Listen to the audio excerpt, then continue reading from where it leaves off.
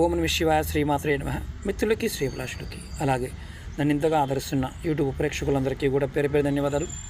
మిత్రులరా, మీ అందరికీ పరాదేవత ఎల్లవెల్లా మీతో ఉండి మీ మనోవాంఛ నెరవేర్చాలని మనస్ఫూర్తిగా కోరుకుంటున్నాను. మీరు చూస్తున్నారు అత్తిపత్తి. దీన్ని మనం గ్రామీణ భాషలో మనం లజ్జ అని కూడా అంటారు. కొంతమంది దీనిని టచ్ మీ నాట్, ఇంగ్లీష్లో టచ్ మీ నాట్ అంటారు.